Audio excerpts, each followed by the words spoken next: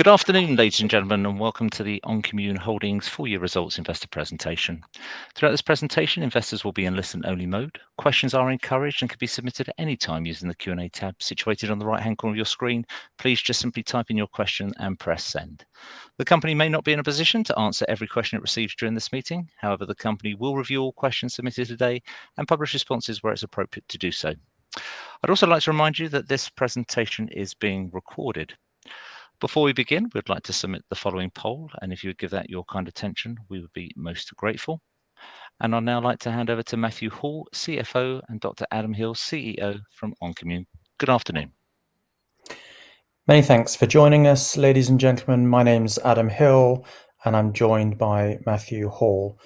We've both been with the company for approximately 3.5 years, during which we've led very much a turnaround of ONCIMMUNE and focused the company not just upon early detection, but also upon the support of pharmaceutical companies that are currently pursuing clinical trials, and that second part of the business is very much the growth catalyst for us moving forward. I'm going to spend the next couple of minutes just talking about what we've achieved over the reporting period, and maybe touch upon progress since the year end, before handing over to Matthew to talk about the financial highlights. And then I will take back control, and we will have a more detailed conversation on some of the progress over the last 6 months before dipping into some questions. So with that, I would like to quickly remind you about the shape and size and focus of ONCIMMUNE. ONCIMMUNE span out of Nottingham University 20 plus years ago now, and came together with a company called Protogen Diagnostics to form the group of companies that you now know, listed on AIM. We are focused on 3 disease domains: oncology, autoimmune disease, and infectious diseases, for very good reason. They are all domains that are amenable for our biomarkers to help and support critical decisions, either decisions made by clinicians or decisions made by pharmaceutical companies. High value decisions that are fundamental to both patient outcome and the success in discovering, developing novel drugs. Both sides of the business, whether it's the early cancer detection business run out of Nottingham in the UK, or indeed the pharma services business run out of our laboratory in Dortmund, Germany, utilize a common technology platform that is presented here in front of you on this slide. On the left-hand side, you can see an immunogenic protein library, a library of over 8,000 antigens. These are a bank of freezers with frozen proteins in those freezers at -80, which we use to discover novel binding events. Those proteins mimic the sorts of proteins that you see in those disease types I've spoken about: cancer, autoimmune disease, and infectious diseases. And therefore, you would hope can bind to immune proteins or antibodies that are circulating in the bloodstream from where we receive our biological samples. So our high throughput discovery technology, proprietary to ONCIMMUNE, it was developed in-house, is called Serotag, but we use that in maybe only a third of the engagements in which we're involved, because not every engagement requires us to do a new discovery exercise. Some engagements require us to use some of our well-established and validated research panels. We call these our Navigate panels. We have a bunch of these in cancer, a bunch of these in autoimmune disease, and we now have one validating a second of these in infectious diseases with the support of the British government and their grant awards throughout the COVID response. And those panels can be tailored to the demands, wants and wishes, and the specific questions really of pharma companies as they come our way and look for our help and support in untangling some of the reactions to drugs that they see. So it's often Navigate panels that that engage with the customer, and those panels create a heat map of binding events between our library of proteins and those immune proteins that might be circulating in the blood of trial participants. That heat map is often difficult to interpret. So we support pharma companies in doing that through the analysis and interpretation of those heat maps using our response models. We have about 15 of these. Again, they're handcrafted internally, proprietary to ONCIMMUNE, and inevitably critical in the value proposition that we present to pharma customers. So on the back of deploying these response models, these data science models, these bioinformatics tools, if you like, we get to a form of interpretation that we then hand back to our pharma customers. That intellectual property, whether protectable or not, is something that we own and have rights to the commercialization of moving forward. And whilst it's important to recognize that very much the investment thesis is the per sample service business that I've described here, the optionality that's created through the intellectual property that's generated from each of these engagements that we participate in, it banks up, and ultimately we would hope in its own right would create substantial forward value. So what have we been up to? Well, to start with ImmunoInsights, there has been a tremendous amount of activity, some of which has been announced through RNSs. Other engagements, unfortunately, we haven't been able to announce as a result of the commercial sensitivity through which we in and around the program in which we're engaging. Some pharma companies simply don't want their name, their brand, or indeed the details of the program which we're working on in the public domain. And you might appreciate why. Some of these are highly sensitive questions that are being asked, and we're supporting in answering. So there have been a number of engagements over the last year. Genentech very much the mainstay. We've done a number of contracts with Roche. We have really deepened and broadened our relationship there with them, and we're now engaging with every one of the Roche companies in some form or other.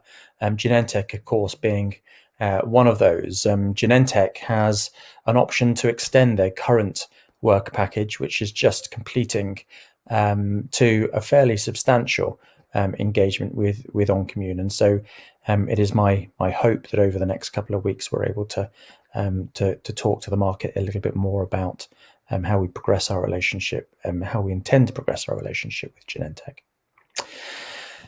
Beyond Roche and Genentech, of course, we've been able to talk in some detail about the work that we've done in infectious diseases with Cedars-Sinai, a West Coast of the US-based healthcare system that has engaged us to do a number of projects, some of which have been published and announced, others of which haven't yet. But focused very much on their COVID response. I think it's important to say at this stage that we're not a COVID company. We never have. We never have held onto the coattails of the pandemic in any way, shape, or form. But we were lucky enough to be approached by the British government to help and support with that response, and in so doing, develop a panel that not just tackles COVID, but also a wide array of infectious diseases. And indeed, once the full fat version of that panel has been validated by the back end of this year, I very much expect that there will be engagement with other pharma companies in other infectious diseases outside of COVID into the next calendar year. We also have been able to sign a leading global pharmaceutical company up to utilize our Navigate panel in autoimmune disease to characterize autoantibody profiles in patients with one of four diseases. It might not be apparent, but diagnosing patients with autoimmune disease is a tricky business, and often diagnoses can overlap and can get mixed up, and that can conflate results within clinical trials. And so our biomarker panels are very good at defining unique signatures within patients that help with the accurate diagnosis of those diseases. And certainly there is some traction around that offering. Equally, we've got agreements with 3 global pharmaceutical companies to utilize that high throughput discovery engine that I spoke about, Seratag, in immuno-oncology. And I very much believe that we're just scraping the surface of this opportunity. Our own internal numbers suggest that, we probably have penetrated maybe 3 to 4% of the market opportunity today in these three disease domains. And as I've said to you before, if you've been on one of our previous investor calls, we've reached left and right, and we don't meet competition in this space. That's not to say there isn't any. It's just to say the space is so large and relatively uncompeted that at the moment it very much is a blank canvas, and we are pursuing as aggressively as we possibly can all opportunity in this space. You'll also be delighted to hear that we've renewed an existing partnership. In fact, we put an MSA in place with one of the largest pharmaceutical companies in the world, re-upping a relationship that we had about 2.5 years ago with that company. And there are 2 projects on the starting blocks there. We're led to believe there are more, but certainly 2 to get going this calendar year. And we're hoping to be able to talk about a bit more about that in some more detail over the coming weeks. And whilst the commercial thrust absolutely dominates the majority of the time in our Dortmund Pharma Services laboratory, we've also had time to engage in research publications, not just in autoimmune disease, but also alongside our partner at Cedars-Sinai in COVID, which has substantially moved the knowledge base on. We've contributed to that global knowledge base substantially, and for that I'm proud of the work that we've been able to contribute. Early CDT, however, whilst certainly the junior partner here of the subsidiaries, has itself had a really productive year. Despite the COVID backdrop, we entered into, delivered, and succeeded in an evaluation in Norfolk and Waveney, where approximately 1,000 patients have been recruited and received the test. Approximately 280 of those have positive results and have moved on to further diagnostic follow-up. And now we are waiting a third-party and independent review of all of that data to determine whether it would be suitable for adoption and rollout within the Norfolk and Waveney Clinical Commissioning Group. And that data, that analysis will be completed by January, in time for the budget requests in March, which will be approved ahead of the new financial year in April within the NHS. So we are hopeful that is heading in absolutely the right direction. And indeed, elsewhere in the NHS, the IDX lung programme has recruited now 350 patients in Southampton and Leeds. We're led to believe that there may be a third site coming on board to boost recruitment even further, but again, more on that over the coming weeks.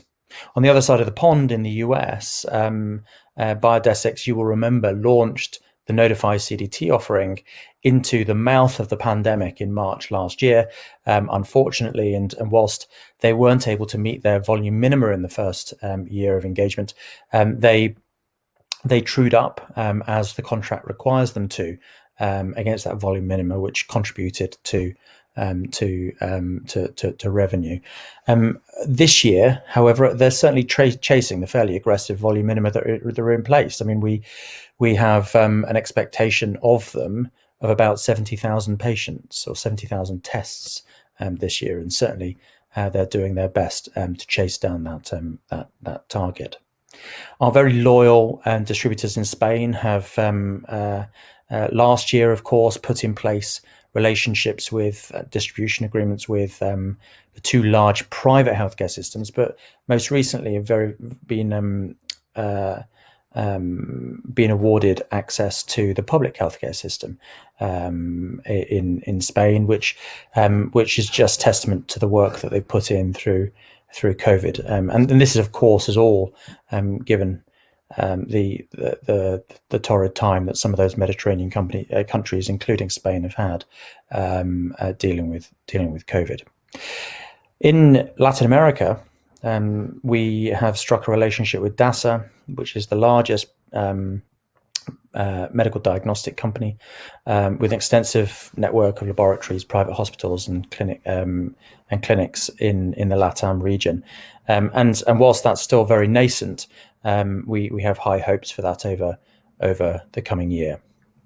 Many of you will remember that we were successful in recovering the rights to and foreground intellectual property developed through our relationship with Genostics for early CDT lung in China and Hong Kong. And indeed, we've been actively pursuing over the last 8 months a better partner for China.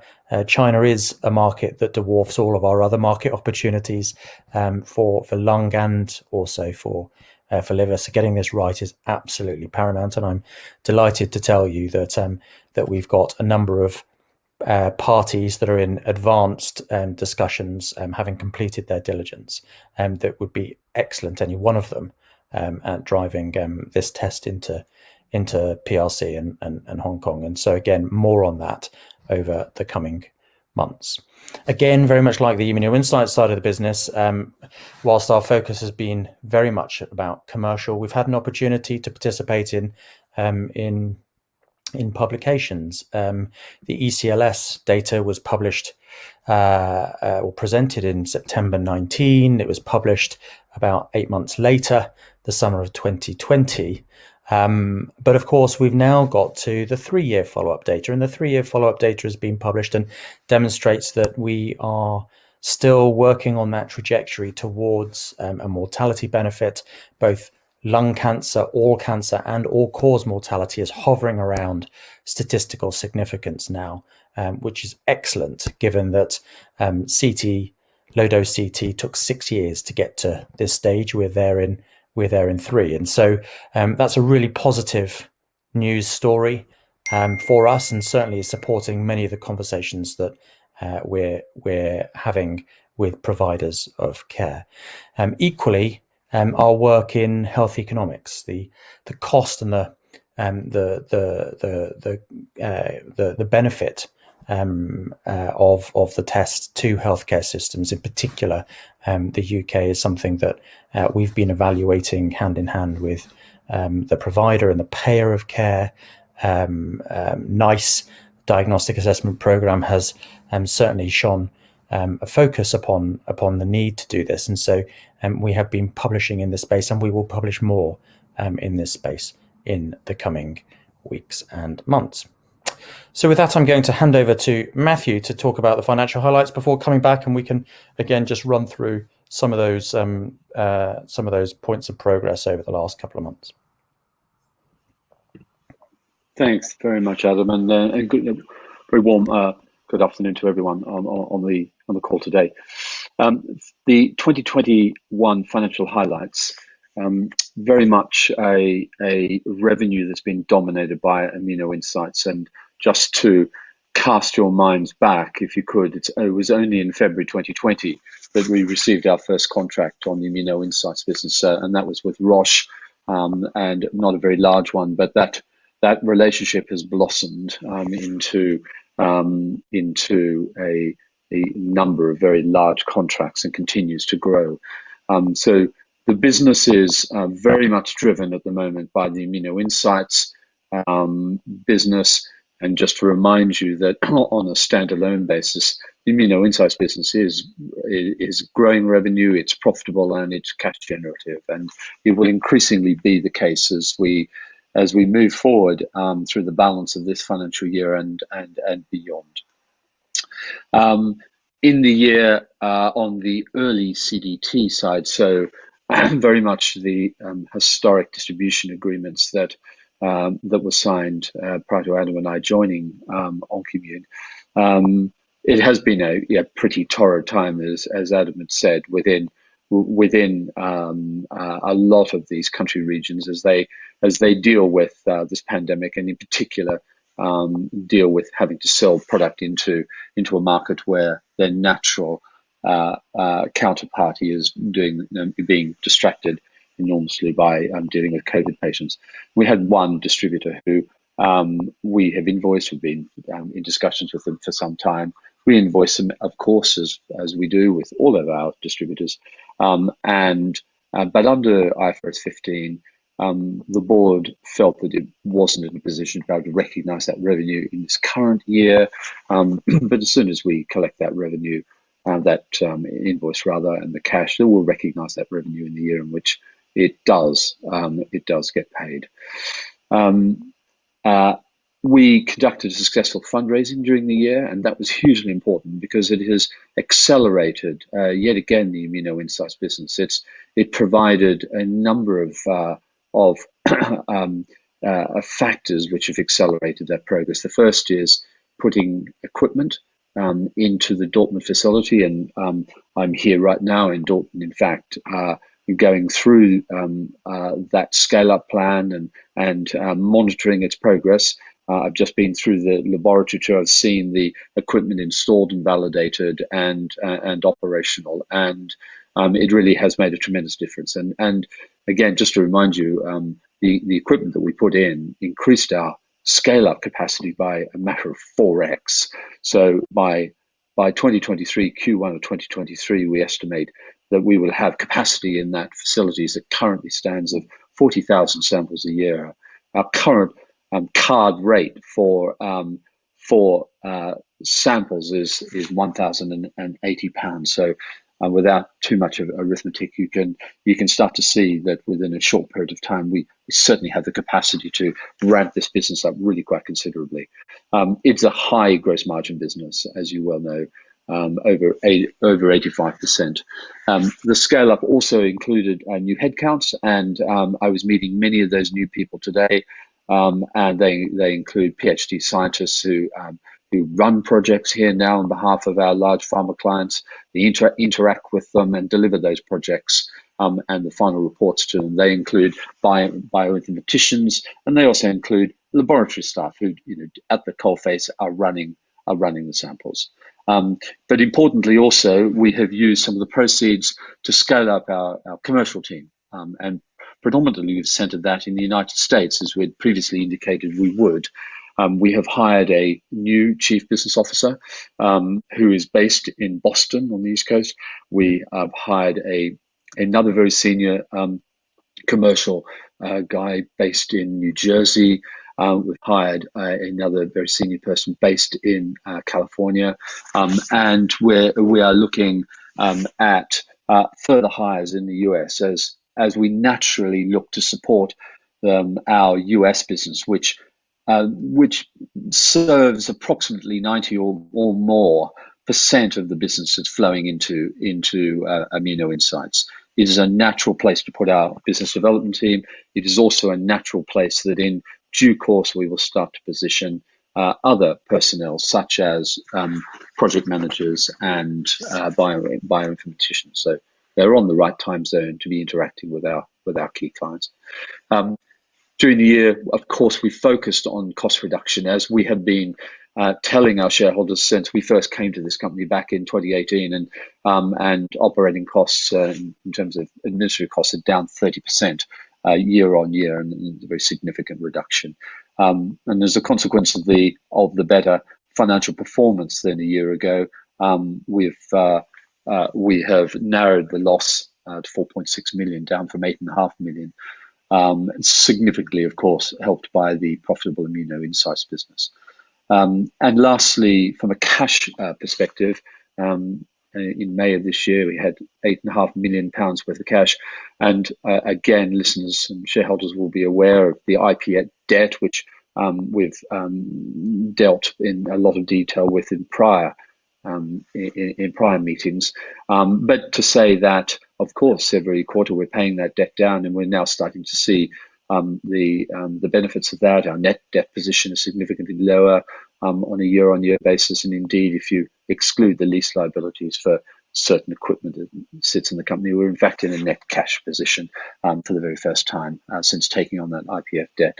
So think very much moving in the right direction, and very much looking forward to the results of the rather frenetic commercial activity that's gone on since the summer. So with that, I think, Adam, I'll hand back to you to dig down into that a little further. Thank you very much, Matthew. And I see that there are a number of questions coming online, so please carry on submitting those, and we'll turn to those in a couple of minutes, no more. But to quickly canter through those things that really have excited us since year end, that I think are worth just spending a bit more time on, some of which, of course, I've already mentioned. But again, if I just focus on the ImmunoInsights business, there has been a tremendous amount of activity since the 1st of September. All of you will appreciate that the world disappeared to a Grecian beach for longer than normal over the summer, a little bit unanticipated, but in retrospect, obvious. And so much of the pharma services business and the pharmaceutical companies also participated in that exodus. So the summer was slow. But since the 1st of September, it's been like popping a cork on this bottle, and we haven't sat still. There have been the candle has been burnt at both ends, quite frankly, managing the huge amount of interest in our services and getting those converted into contracts. And one such contract was a really nice win for the commercial team. To utilize an existing Navigate panel in autoimmune disease to characterize disease. It's one of the first times we've been asked to actually participate in the characterization of disease rather than understanding what the response to a therapy is. And the reason for this is because a number of autoimmune trials poorly define the disease upon entry into the trial, and as a result miss their primary endpoints, because of course patients that you thought had SLE didn't have SLE at all. They had rheumatoid arthritis or something of that nature, and so the drug wasn't suitable for them and didn't work. So it's a really critical piece of work that we're doing for this pharma company, and should we be successful, as we anticipate we will be, that's work that we'll be able to roll out across other customers. We've signed 3 pharma companies up over the summer period and up to date to use the Serotag high throughput discovery tool in immuno-oncology, as you might expect. Those are all contracts which we expect to roll on to more substantial contracts with the same companies. We've only scratched the surface of the number of samples that they've got in their biobanks, and so are now actively engaging with those companies to unlock access to the remainder of those biobanks, all of which we anticipate, and indeed we're forecasting to be revenue in this financial year. We've renewed, as I mentioned earlier, an MSA, a really important MSA, and I'm very hopeful that we're going to be able to talk more about that in the coming weeks. But on the starting blocks are 2 projects, and we already have line of sight to another 2 with this same customer under that MSA. And for many of you that have been involved in this sort of business before, you'll appreciate an MSA allows you to just simply slot in a 1-page scope of works underneath the contractual agreement and get on with another project. So it allows you to really shortcut the extensive contracting period that often you engage in with a pharma company, and get straight to delivery of a value-adding project in a matter of weeks. And that pipeline continues to grow. I mean, I think the last time we came and spoke, we were about 160 odd companies in the pipeline. At last count, we're at 196 qualified opportunities in that pipeline. Our new chief business officer has been with us 8 weeks, as Matthew mentioned, and is really driving that pipeline now, not just pulling through opportunities in the pipeline, ensure that they they're crossing the line and are being contracted so that we can start to pass them over to our delivery teams in Dortmund, but also stuffing the pipeline with new high quality opportunities. Indeed, we've broadened our focus within the market as well, to start to look at novel therapies that hitherto we maybe didn't have the evidence to start to pitch for work in.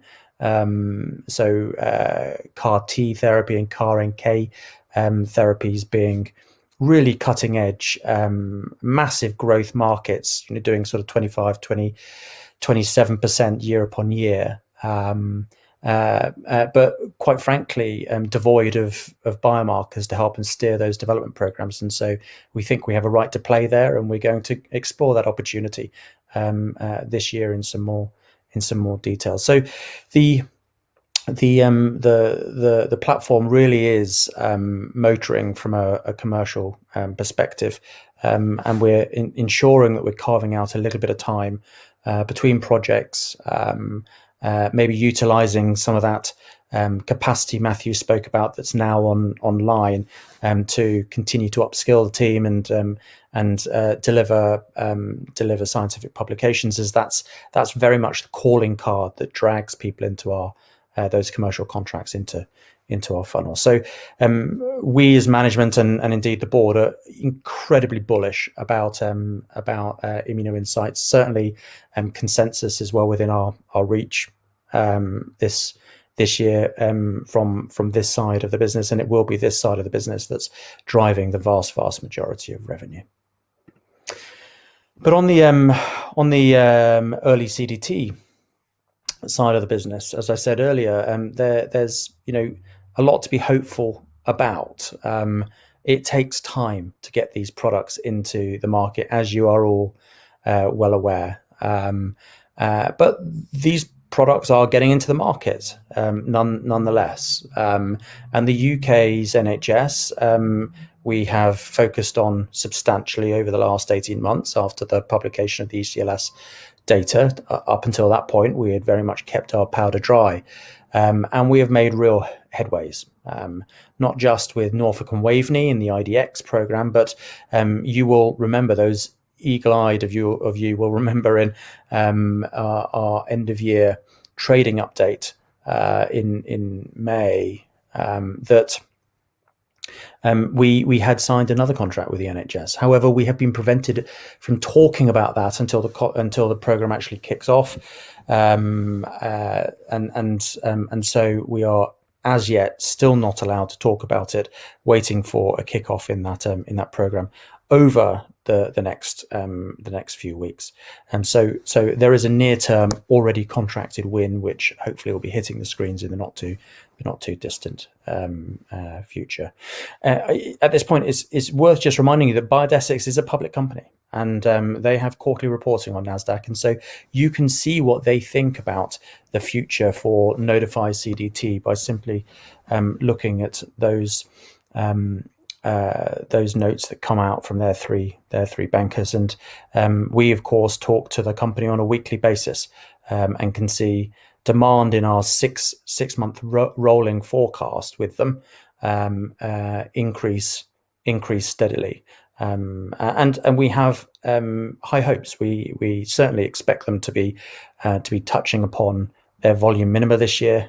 If they don't meet it, of course, there is still the requirement to true up against it, so we won't lose out.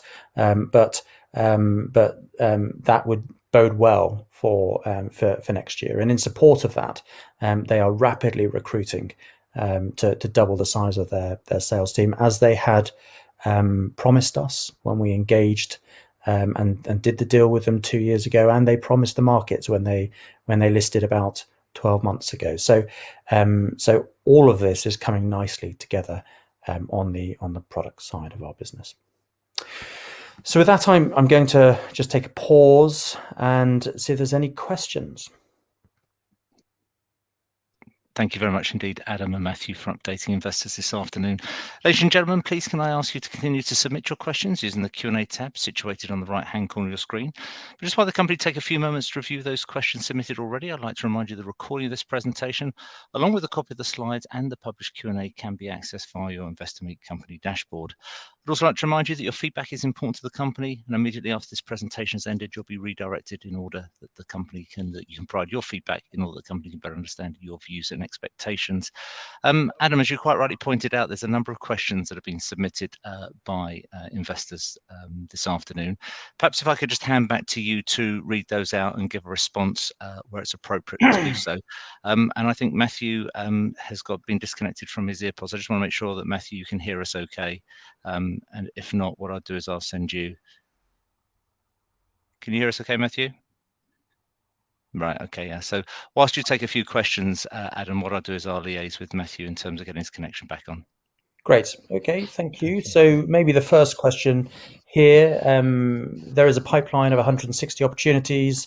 You've only signed 2 contracts in the last 6 months. What gives you the confidence that a lot more will follow? Well, of course, there's 196 opportunities in that pipeline, up from 160 in June. We've signed substantially more than 6 contracts in the last 6 months. Many of those we haven't announced, either because we didn't feel they were material, or that they were signed close to these results, so have been incorporated into these results. What is common amongst those contracts over the last few months is that there has been very few pharma companies that have wanted us to talk about the programs that we're engaging in with them. So the detail that we can provide is limited. But they are some of the biggest names in the pharmaceutical world, much of which are household names, and I'm sure you would recognize them. So we have an incredible amount of confidence around this pipeline. And just as a bit of an anecdote, we're actively recruiting BD folk in the US. We've got a guy on the West Coast, a guy on the East Coast. Our chief business officer's from Boston. So we have very much a presence that we didn't have when we last spoke to you in June. And what's remarkable about those conversations is that all sales guys are focused on comp. That's it. But the excitement within 5 minutes of discussing the ONCIMMUNE opportunity amongst those that we're talking to is palpable. Everyone wants to participate in this. At the moment, we've got very much the pick of the bunch, and we've brought on board some excellent BD talents, but you simply wouldn't find that. You wouldn't find a drive from these high quality BD folk to join the company if they didn't feel that they weren't able to sell into their existing relationships and exceed their comp expectations. And so we've taken that as yet another point of validation. The next one, last statement, you proposed a US market listing. What has happened to that? Certainly we did talk about our interest in pursuing conversations around and exploring the opportunity to access the US capital markets. That's still very, very much on the cards. We first mentioned that at the fundraise in March. We followed up with that in June.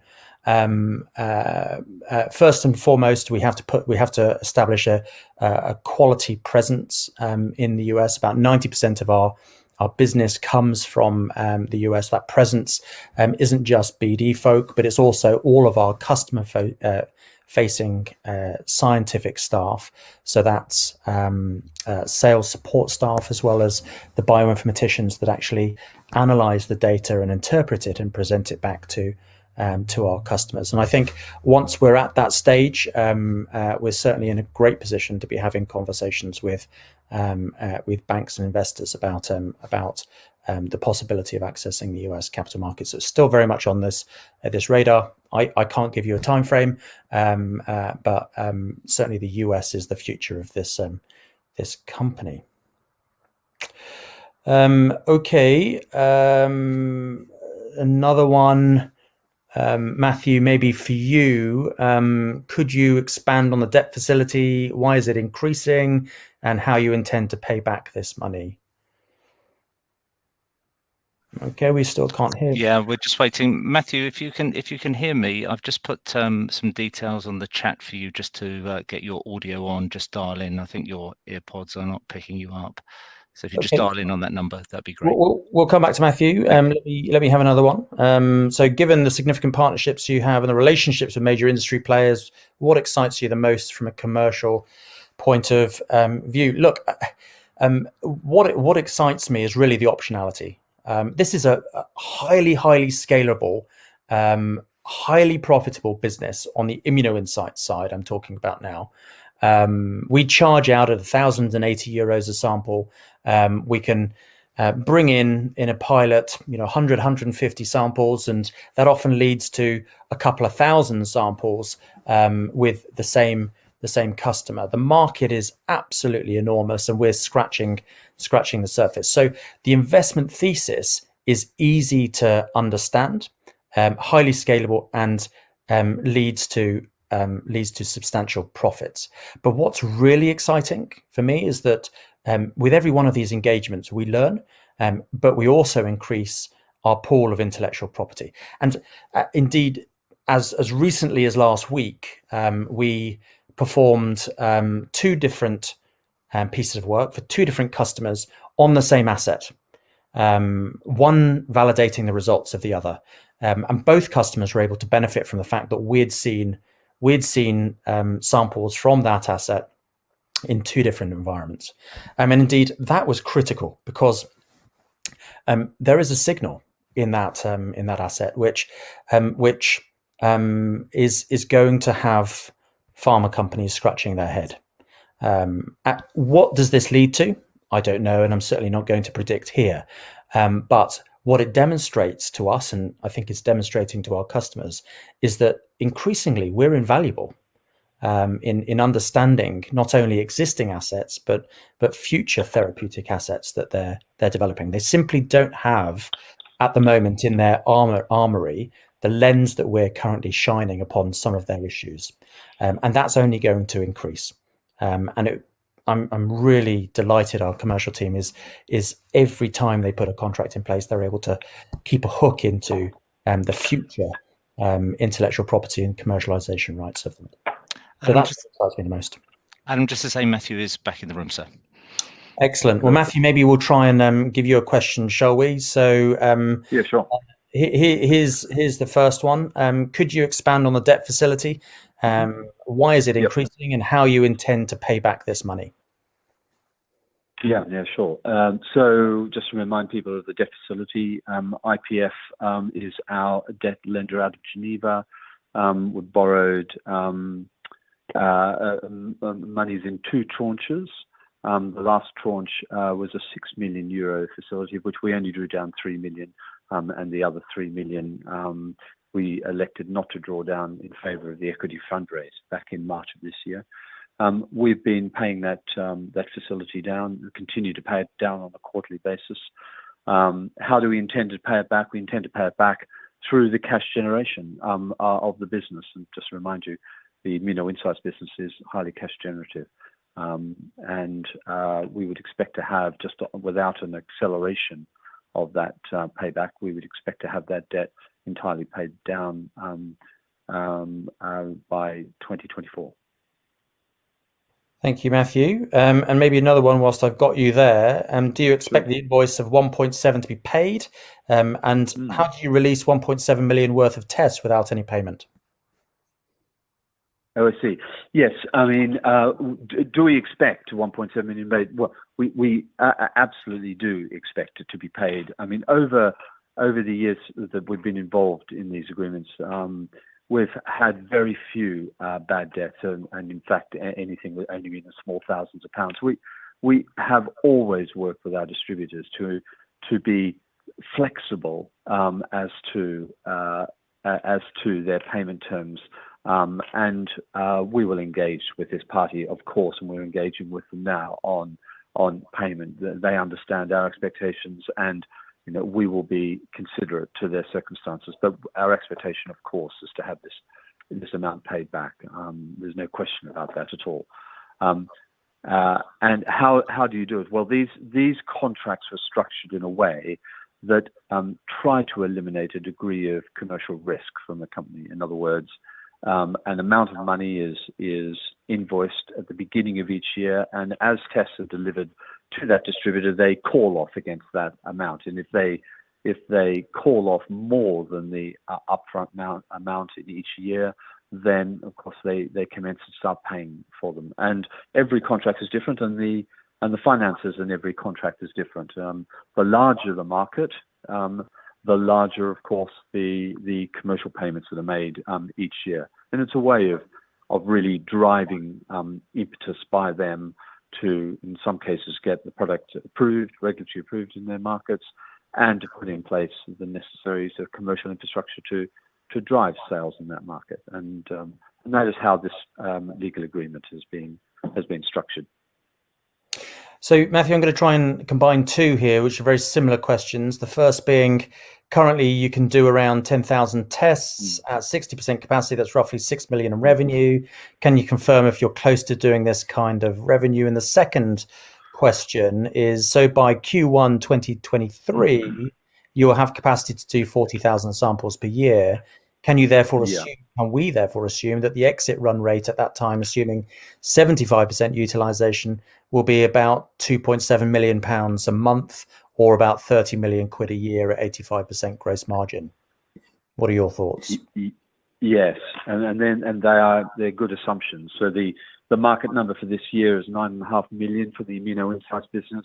The market would say that that's rising to a bit over 12 million for FY23.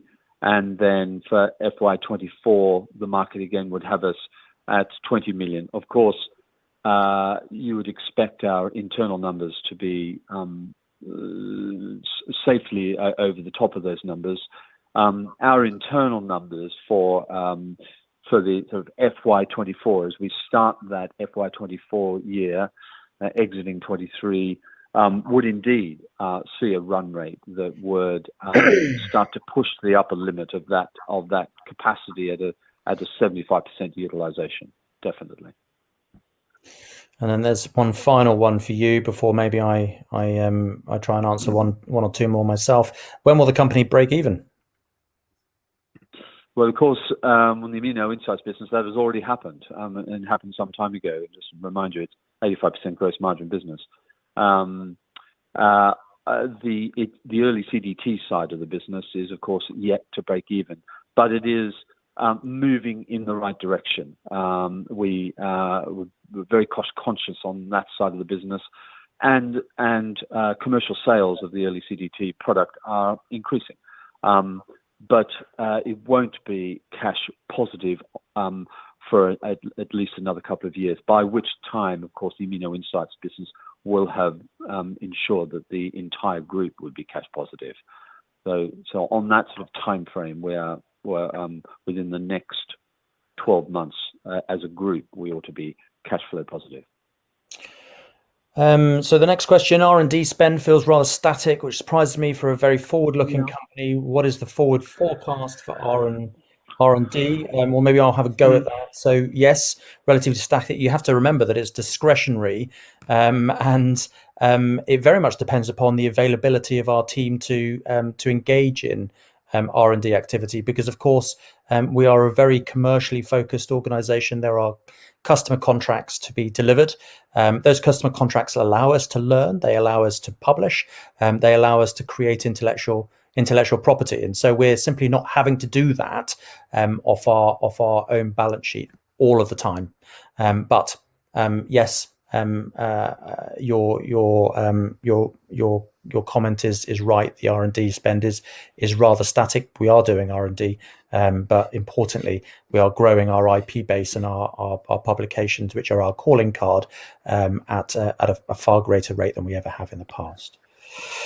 And then maybe one further question. Good to hear so much coming to fruition. Will you provide more regular updates. And yes, I mean, we've played over the last 3.5 years with doing lots and lots of updates, far fewer updates, something in between, using different modalities. Always keen to hear your feedback. I'm wanting to deliver quality information to you in the way in which you want to hear it.